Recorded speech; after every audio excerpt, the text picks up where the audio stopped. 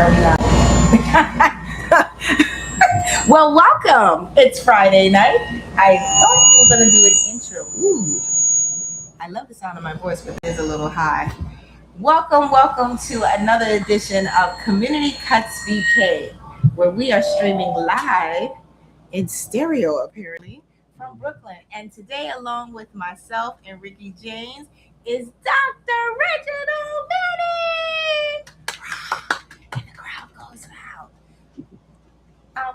Founder, are you going to sing or play a little music to start at the beginning, or are we just on our own? I guess that's a no. Just take it.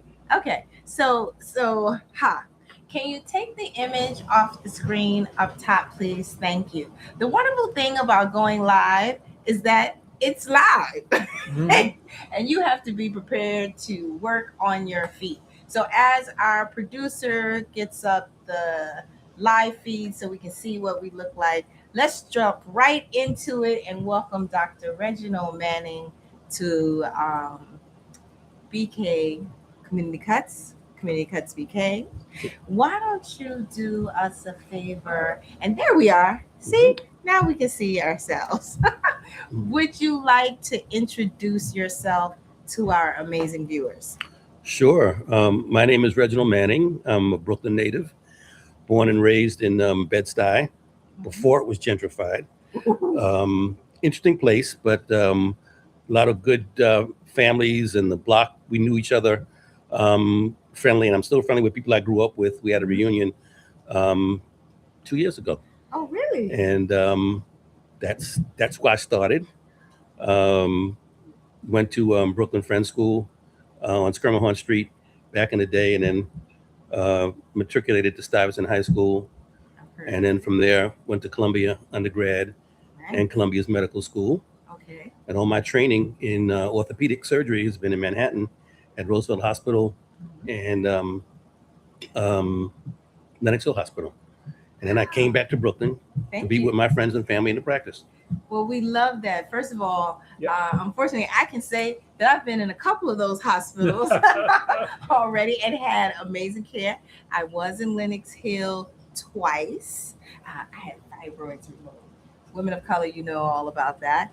And March of 2025, I did have the esteemed pleasure of being admitted to Presbyterian Methodist, which I filmed on my Snapchat the entire time because I was so amazed at the great customer service and the little welcome kit they gave you, which was like you were in a hotel that had shampoo, conditioner, and everything. And turns out, though, after talking to the doctor, I had a kidney stone, and that was really painful.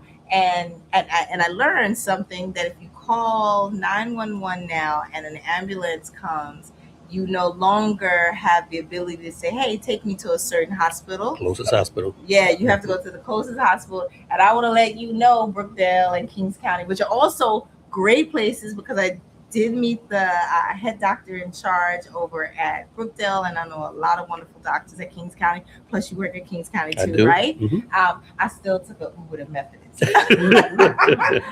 Just so you know. So to get started, I know that you and Ricky James are familiar with one another. So Ricky, I'm gonna let you ask the first question. Information, Reginald. Sir. Clubs. You did mention one club. Are you within orthopedics or your profession club in Brooklyn or inside of Methodist? Yes, there's an orthopedic club in Brooklyn. Yeah. Well, he's asking you, are you a member? And so you guys don't be jealous off camera. We like to cheat a lot. There was a conversation before we came on camera, and we asked Dr. Manning, does he belong to any clubs? And you shared. Can you share on air which club you're a member of? Sure. I'm a member of a few clubs. A few clubs. So that's what he wants to know. What kind of clubs are you a member of? Mainly social clubs. Excellent. Single women, listen, like me. First one I joined was the Comas Club in Brooklyn. Okay. Purely social club, men of color, and we formed a real brotherhood. I also later became a member of the Sigma Pi Phi fraternity, otherwise known as the Boule, Mm. the Fellas, the Reveille Club, and I'm leaving one out. The Guardsmen. The Guardsmen. Yeah. And so these are all men clubs. Yes. And did you say men of color? All of them? Yes. Or all of them? Yes. Ladies, are you Googling? I'm Googling. We're going to find out where to hang out, just be casually strolling by on the sidewalk. And I'm only talking to single ladies and only look at the single men when they come out. Okay. I don't want to get anybody in trouble. And just so you know, the doctor is not single. Correct. All right. He already told us. Do you, Dr. Reginald Manning, discuss your major surgeries, your major procedures that you do all the time with patients that have the same issues with your fellow clubsmen? I would say no, because it's HIPAA laws. No, I can discuss the procedures in general. I can't give any patient information. Right. Ah. But if they ask general questions, I can give them general answers. So I have a question. How many years of schooling does it take to become a doctor in your industry? Not with your expertise, because I know that's extra years of working, but how many years does a person go to school to become the kind of doctor you are? Well, you go to grade school through high school, 4 years of college, 4 years of medical school, and then whatever field you choose to, you do a residency program in that. That can vary from 2 to 5 years, and sometimes you do extra training called a fellowship, where you specialize in one area, and that could be another 1, 2, or 3 years. Oh, okay. So you're old when you're finished. But it's good. You're seasoned, right? Right. I had a new doctor at Methodist, Dr. Lawani. I love her. She's my GYN. And when she walked in, I was like, holy cow, you're really young. But you know what they say, black doesn't crack unless you do it. So it turns out she wasn't that young, right?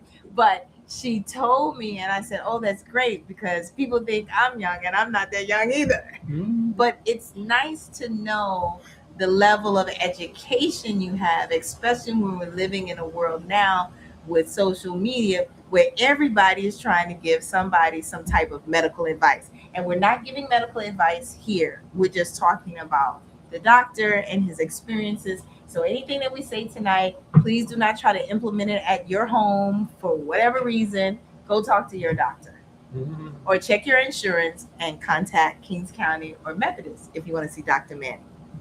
Yes. Dr. Manning. Oh, go ahead. I'm sorry. But you have, I was going to say something. Yes, I'm you are right. always caution the residents in particular, but patients when I see them, do not consult Dr. Google. Yes. You don't get background information. You can't verify things. yes, I found that out. So that's all I'll say. What is your feeling about WebMD? Same thing. Y'all heard that, right? I find I searched, I Googled, not really Google, I used WebMD once. And what it told me scared me to death, and I never tried it again. That was like years ago. Ricky, I feel like you had a question. Yes, Dr. Manning, where did you do your internship? Or I did mine in Manhattan. I'm a Brooklynite. I'm an architect. So I did mine in Manhattan, but where did you do yours? First year was at Roosevelt Hospital. They have a different name now. They changed all the names of the hospitals, but it was the Roosevelt Hospital on 10th Avenue. And in Manhattan. Yeah, Manhattan. Okay. And then I stayed an extra year to do more general surgery. And then after those first 2 years, I went to Lenox Hill to do my orthopedic residency. That was 3 years, and 1 more year fellowship in sports medicine.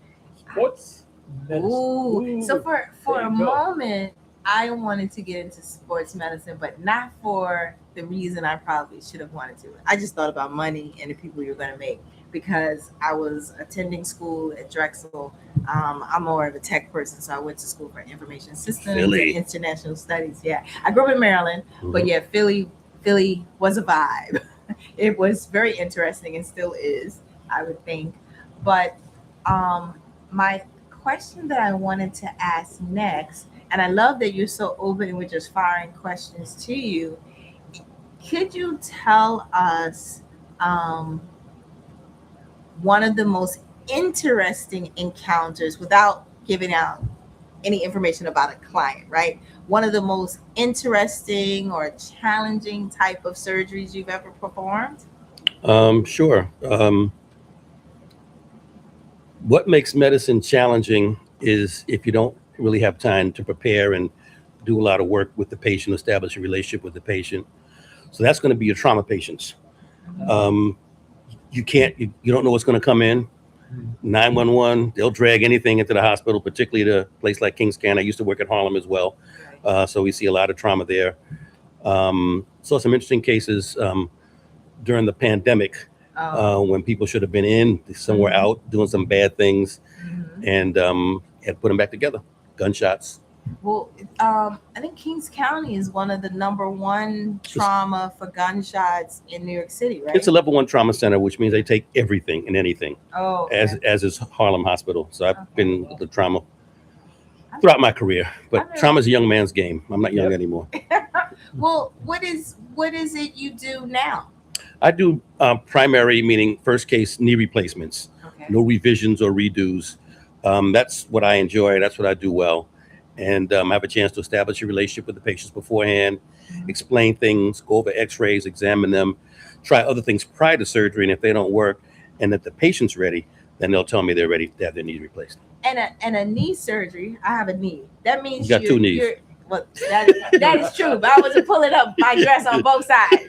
But that just lets you know our doctor is sharp. So a knee replacement, that's this whole part, and then there's like cartilage or some stuff underneath, right? Yes. And so when a person says they have water on the knee, that means that water is developing between the cartilage and the knee? Actually, no. The lining of the joint is a tissue called a synovium, and it makes joint fluid, which helps lubricate the joint. And for argument's sake, if it puts out a pint of fluid a day, it absorbs a pint of fluid a day, so there's no net change. If you get something that causes inflammation like trauma, arthritis, autoimmune diseases, it may put out 2 quarts of fluid. You still absorb that 1 quart, so you have a net fluid, and that's what they call water. It's normal joint fluid, just more of it than normal. Wow.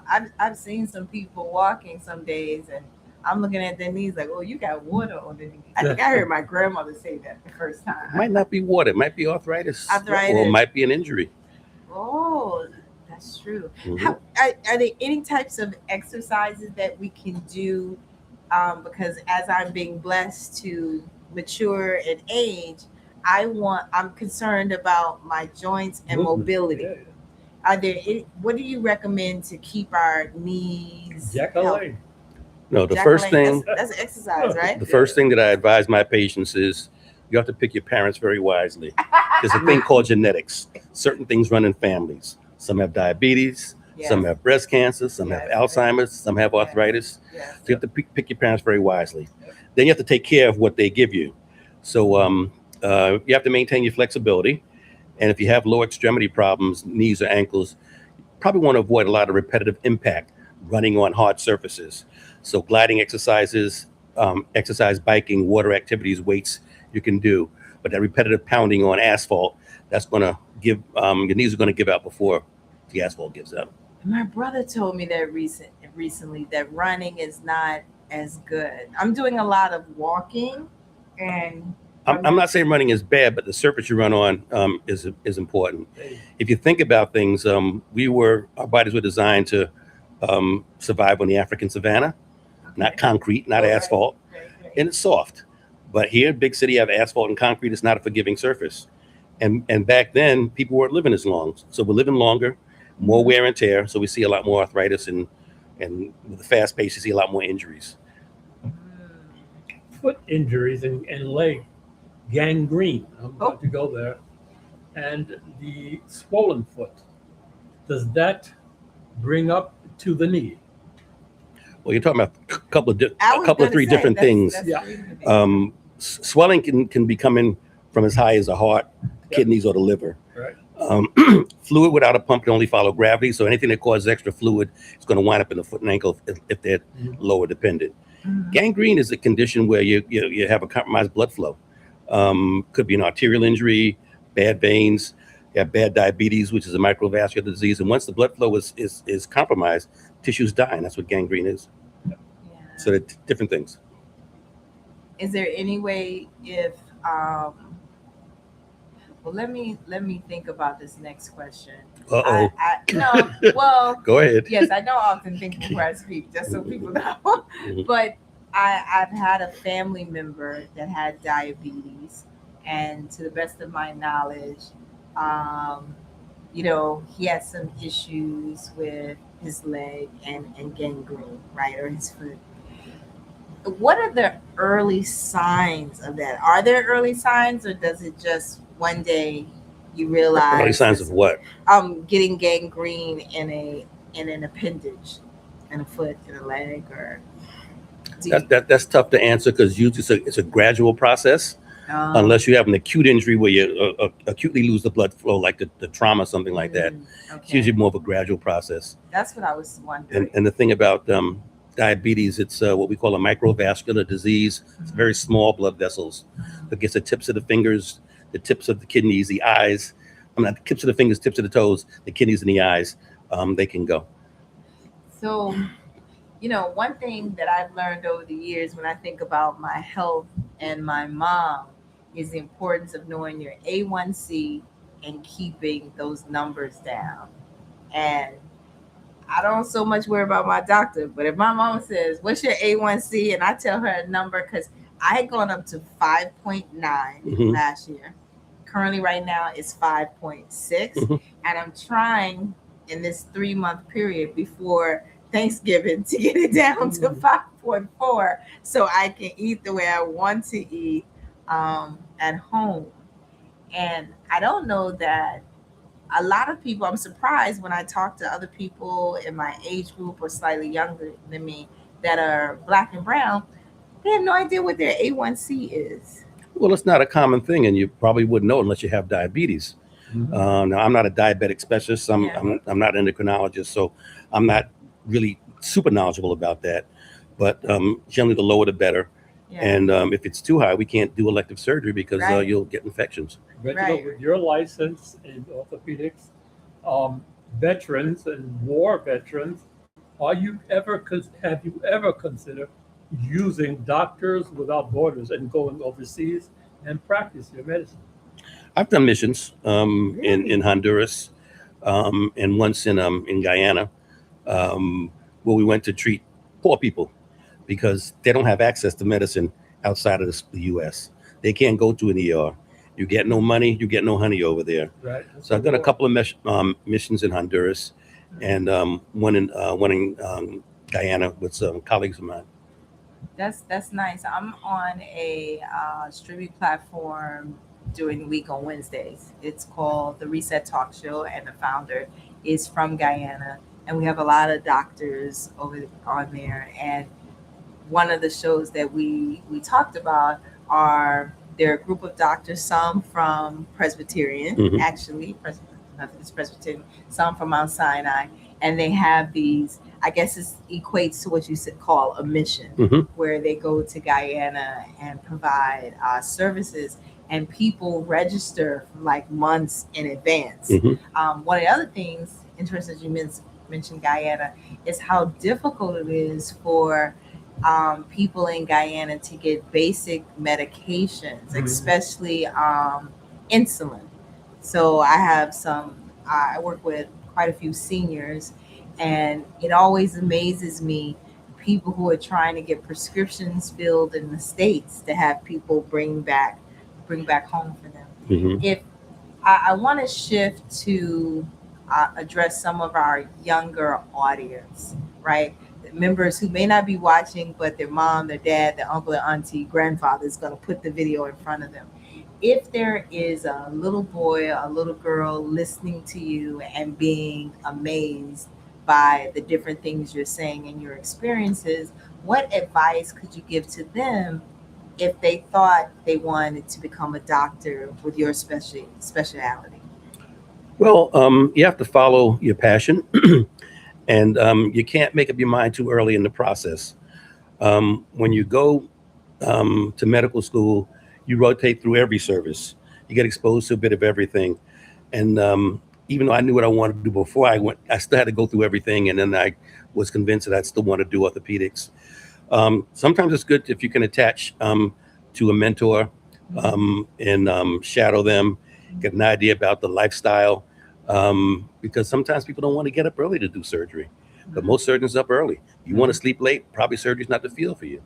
And there are other things in medicine you could do that don't demand you have to be up early, but to get firsthand information, you probably should try to shadow someone. Maybe you have a friend or a relative who might know someone and put you in touch, and then you can establish a relationship and go from there.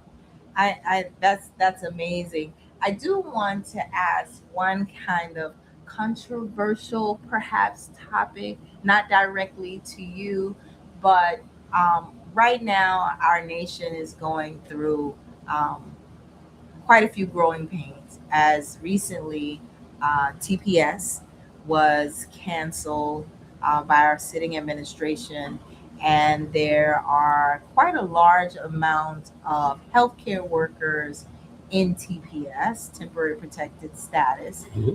Primarily, we have 350,000 individuals that are Haitian, and just wondering what you think about the idea that there possibly could be a doctor in your field providing life-saving services to patients, and now could possibly just, disappear from the hospital specifically because they had TPS. Yeah, I'm not sure if it applies to doctors per se, because there's a lot more screening and credentialing and education that goes through. I'm not saying it doesn't, but usually talking about hospital employees, the nurses, staff around the hospital. I forgot the term. People take care of patients, but not at the higher levels, and that's going to hurt the population. Some of these skills take a while to develop, and it's not like you can replace somebody with somebody from around the corner, because you have to have training. Right. And you need one other thing, if you're going to take care of patients and do it the right way, you have to have a level of compassion. And I can teach you how to sew. I can teach you how to put casts on. I can't teach you how to care. Yeah. That I can't teach. And that attributes to the bedside manner and having empathy. And I think those are great points, because I have been in various hospitals, emergency rooms, advocating for friends and strangers, and been surprised at the level or what appeared to be lack of empathy. In some instances, I thought perhaps the medical staff is overworked, especially during the pandemic, right? Or now toward the end. And I think that's a great point, that there may or may not be doctors around the world that have TPS. But I recall during the pandemic, there were visas revoked from, let's say, the country Nigeria, right before the pandemic started. And once the pandemic started, there had to be a sort of reversal when we looked at the demographic of the medical industry that was Black and brown and from other countries, especially around, well, this is outside of your practice, but like cardiologists and things of that nature. And I'm just wondering, when because you shared with us, and you've worked in multiple hospitals in different boroughs, you've traveled out of the country. How do you feel about where we are in advancements with technology? Because I would imagine at some point, someone saying to you, "Oh, Dr. Manning, sure would be nice if we could get you some robotics or something to help you." I don't even know if that happens in your industry. Just wondering if technology now is moving into your field. I'll answer that, but I want to back up first and talk about feeling and compassion for patients. Part of the, I guess, mixed blessing of America is you got people coming from everywhere, different cultures, and different cultures react differently to other people of other cultures. That may be part of it, because some cultures, they're not compassionate to their own, so they're not going to be compassionate to us. In terms of technology is always moving on. And it's nothing you could pick up late in your career. You have to grow into it, like the analogy I'll give is like learning a foreign language. Mhm. You pick it up as a kid, you speak without an accent, you don't have to think about it. You can learn it later, but it's not quite as smooth. Mhm. So if you go to a training program where they have the robotics and everything, that's going to become part of you. I'm too old for that. I can't go back. I'm not going to pick it up quick. I know what I do. I stick with what I do. Mhm. But technology is always moving. Yes, sir.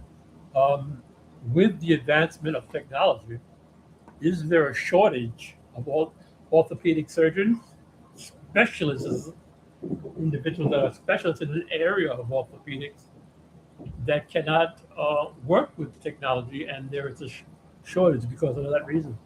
No, because as I said, Very good. as technology comes on, you're going to get it to your residency training, which is the younger people coming up. Right. Old dogs like me, that's some of that stuff is beyond me. I don't like you But calling this- yourself that. Well, I can. I Right. can. The level of confidence and assurity. He's not saying it with a negative overreach, right? I'm just being real. Right? And I think that's great. And that's the wonderful thing about this platform is that we have, many, I think, phenomenal human beings that sit in our middle seat like yourself. And I'm always surprised in Brooklyn when you're walking on the sidewalks, the level of diversity that makes it New York City, the level of complexity when it goes to individual people, and the level of brilliance, right? So we could bottle all of that up and sell it as it comes through this door. It would be great. I wish it was that easy. Yeah. I I do wish it too. was that easy. I wish by osmosis I could lean over and be like, oh, I'm a doctor. But Mrs. Manning, I wasn't leaning over too much, just so you know. I'm just minding my business. Ricky, do you have any more questions for our lovely doctor? While young, Mr. Manning, I don't want to touch on too much about being in Brooklyn, but in your teen years, did you pass on anything other than what you were doing from another person in Brooklyn that was of interest, might have swayed you from the medical field? I don't find that in Brooklyn to happen very often, but did it happen in your instance in life? I want to make sure I understand the question. You asked me if I like mentor people in essence? No, or- I think he's asking when you were much younger, Uh-huh. were there people trying to perhaps, instead of you going to the medical field, trying to direct you somewhere else? Like did your mom look at you and say, no, don't be a doctor, be a fireman, be an engineer? Were there opportunities presented to you that you just ignored and said, no, it's the medical field for me? Well, my mom, rest in peace, told me from an early age that I talked about becoming a doctor. I don't remember that, but I knew by the time I got to high school and played football and had a knee injury that I wanted to do orthopedics. So I guess the answer is no, No. he always wanted to be a doctor. I remember my brother used to talk about being a doctor. My brother's an investment banker / engineer now. And I think people who wholeheartly want to be in positions where they care and respect humanity are really special people. So thank you for that. I also want to point out that I think it's extremely challenging. I don't know if difficult is a word, but it always kind of puts an extra pep in my step whenever I see a doctor of color, especially a man of color, because parts of the internet or parts of the nation would like to let you believe that our men are not successful, succeeding, or in leadership roles. And right here on the panel, we have two, right? So thank you for that. And that goes to you too, Ricky, as well. And I tell in the you, arts always a field. blessing. You're always a blessing. You guys pay me well. No. And it also goes to our founder, who I feel like is about to pick up his mic and talk off the camera, which really drives me nuts, because he's like this voice that's going to float over our heads. But I want to make sure that we understand on Community Cuts BK, it's a place where anyone and everyone, no matter how they identify, can come and engage. But we do have a heavy presence of successful men of color, coaches, doctors, lawyers, judges, city officials, entrepreneurs. And if I may, Yes. Being a doctor doesn't mean you just have to take care of patients. You can do research if you have a research mind. You can teach, which we all do.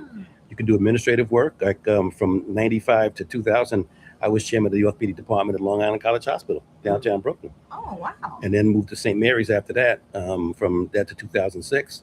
So you can do administrative work as well, in addition to practicing. So there's a lot of layers in medicine. That's nice. And I like you. I think I'm too mature at this part in life to say, you know what, I think I want to be a doctor. But I've always been squeamish about blood or, touching someone else's fluids. That never excited me. I watched too many TV shows.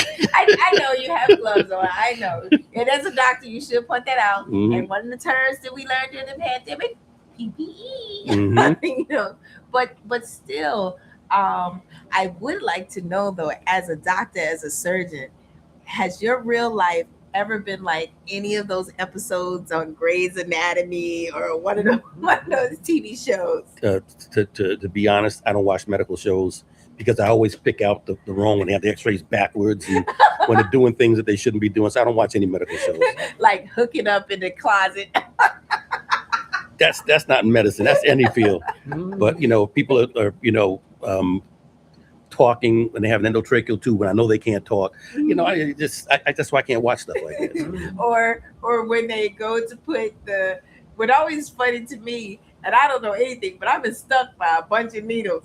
And sometimes I see people putting the needle in and they're doing things, and I'm like, wait, where's that tape and that whatever it's called, starts with an H, Heplo or Heparin lock. Yeah, Heplock. Heplock. I'm like, where's that stuff? They left that part out.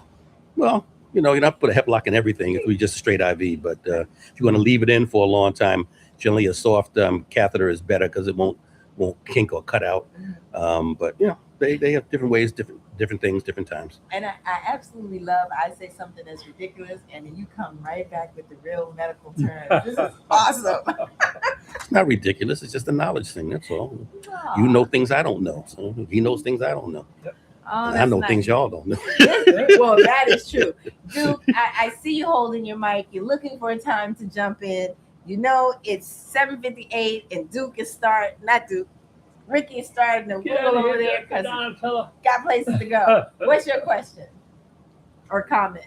Well, I'm just blessed to have Dr. Manning here, part of Community Cuts BK, and the whole genesis of our conversation to you as well is for you to talk to our communities and how these young women, young men, how can they become an inspiring doctor as you are, and the things that they need to do. And I'm thinking that very early that you tapped into your gift. Yes. Once you tap into your gift, you can open up different doors. Mm-hmm. Right? And I think our family, our Black and brown family here, have to understand or should understand or investigate what their gifts are. Mm-hmm. There's many, like you said, there's many levels to being a doctor. Mm-hmm. Mm-hmm. In administration, you can do that. So it's good that you touched on that, because there's many levels in that industry. And nowadays, let me back up. When I was coming along, there weren't a whole bunch of Black doctors in the surgical fields. Most of them would be the pediatricians or general practitioners, they call. Now they call them family doctors, but not too many in surgery. So you didn't have a lot of role models to look forward to. Now we got a few more in, so you have some role models you can look up to and hook up with, and get a lot more opportunity and knowledge in the field to see if it's something that you really want to do. I think that's awesome. That is awesome. No, that's awesome, and I'm hoping that the communities will hear this and will run with it as well. Thank you so much. My pleasure. Okay, so we have been hurdling questions at you left and right, and now as our guest, we want to give you an opportunity to share anything and everything that you want to share that's important to you and who you are within the industry with our audience. Well, I've always been involved with teaching either residents or physician's assistants, radiology students in terms of the orthopedic component. And you have to prepare for the next generation because I'm old and I'm not going to be here forever. Right. And I'm going to need someone to take care of me when I get a little older. Mhm. And we need to have other people that are going to take care of us, because no one's going to take care of us like we take care of ourselves. Amen. No one's going to do that. Nope. Not that they can't, but they generally don't. Yeah. Yep. And I think one of the things, I'm a single person. I never married. I don't have kids. And as I mature and get older, I realize, oh, that's why my mom and daddy had me. Because you need someone to take care of you, someone to advocate on your behalf, someone to pay attention as we travel forward, almost back to the point that we were in the beginning, Mhm. right? I am now drinking more water, which I should have drank before. My parents, play suku, those math games. My mom's a mathematician. My brother's my mom's twin, right? I'm a little more like my Mhm. dad. So my mom's a AKA, my father's Omega Psi Phi. Mhm. I heard you mention Sigma Pi Phi is a boule. That's the blue color, right? Boule is blue and white, I believe. Yes. It's a graduate fraternity. It's not undergraduate fraternity. Oh, okay, okay. Now, going on with what Duke shared in terms of Before you leave that, though, in terms of taking care of older people, Mhm. a generation ago, they would come back and stay in the house with the family. Yes. Now that's spawned a whole new industry because people are living longer and they have the senior citizens Mhm. environment. So things change. Things change. But I remember when my grandfather got too old, my mother's father, she took him in the house. He stayed with us till he passed. Yeah, my mother's, oddly enough, my grandfather's, I'm part of a blended family. My grandfather's on both sides of my family passed relatively young. Mm. Even my great grandfather. The women in our family, my mother's mother lived until 98. Wow. My dad's mother until 91. Wow. Which is a blessing because I'm, closer to 100 than anything else. So I'm saying I got at least 40 more years where I can fix things back. Mhm. And so that's important. But as you talk about this industry that was birthed, like nursing homes and Senior citizens homes. senior citizens homes, assisted living homes, it really is a huge market. Mhm. But you still need someone, whether it's someone you brought into this life, but someone you definitely trust with your life, to be your advocate on the outside, to hold these places accountable. And the funny thing is, with my parents, I won't be bringing my parents into my home because their home is much nicer than mine. So if I need to take care of them, I'm You're going gonna to move be in with going them. Huh? into their home. And I realize now, with my small business and my desire to get back into corporate, I'm now adding new services because I can't afford their lifestyle as it is now. And that's the beauty about people like yourself who are successful, and the people who really have a sense of accomplishments and wealth and health. You're not sitting up here with a herringbone change and a bunch of jewelry, but being in your field, I understand the difference between quantity and quality, Mhm. right? Mhm. And so what we want as a younger generation, not even, the Gen Zs, we want to be able to contribute to you and ensure that you're healthy and happy. And in New York City, we also want to make sure that deed theft doesn't come out from anywhere trying to take your wealth, right? So that's a whole nother topic that we've talked about. And today a young lady telephoned me from Nassau County, and she's having a deed theft kind of situation. Mm. And so we're gonna have to get our deaf people back here on the show. But Ricky, did you have another question? I'm good. I'm glad that he was here. Gentleman was here. Doctor, it's a pleasure to see you again. Thank you. Thank you. And even though we met years ago in Methodist or wherever it was, but I do remember you. I got one of those faces. No, I can't hide.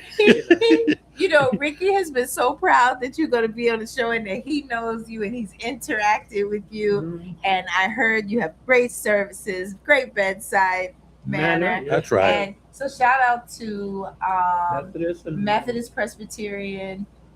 Brooklyn Hospital. Yeah, Kings County. I was Kings at Brooklyn at County. one point too. Yeah. Oh, you've been Brooklyn, the everywhere. VA. Well, you know, as we get ready to close the show, notice Ricky doesn't have any more questions because it's 8:06. It's Friday night. He got things to do, and we want to Is send dates you home. outside. Yes. Well, no, she's never outside waiting. He knows how to get home to her. I need one of those. Ain't she terrible? But I know it's all in fun, and we want to make sure that you get home to the missus, and I get outside where the single men are, and you know, Duke, I'm not gonna blow you up on here. No, it's okay. See how you blow me up. Yeah. What does comes to my mind? It takes a village. It takes a village to raise our children, Absolutely. and when we, that should not be left out, Mhm. because we have to give back. I remember, I'll just say this quickly, when my dad was ill, and I was beastly tired, and I just got off work, and I just trying to relax, tone down. And then the Spirit came to me and said, "You're not doing it for your dad. You're doing it for yourself." Mm-hmm. And so I went up there and I took care of him, washed him down, and making sure that he was fine because he was ill. And that put something in my spirit, in my heart. Mhm. It's not about me per se. It's not about him per se, but it takes a village, and we just we give back. Mhm. Like you're giving back to the youth that wants to become a doctor, Mhm. wants to become a nurse, whatever in this industry, you're giving back. And we try to give back to our communities here in Central Brooklyn. So I want to say thank you so much. My pleasure. And I know Donatella and Ricky James are happy to have you here. And our community is happy to have you here and happy to listen to you. We learned a lot from you. Thank you so much. My pleasure. We'll be even happier when you would come back and Duke will have a camera for himself, so that we're not sitting here looking like we're looking out into space. Is that correct, Mr. Saunders? That is correct. Thank you. Not a problem. Not a problem. Okay, that's it, Community Cuts. We are a wrap for the day. The mic is going to be hot until you see us disappear. So don't say anything like a bank account information or anything like that. Happy Friday, you guys. See you again next week.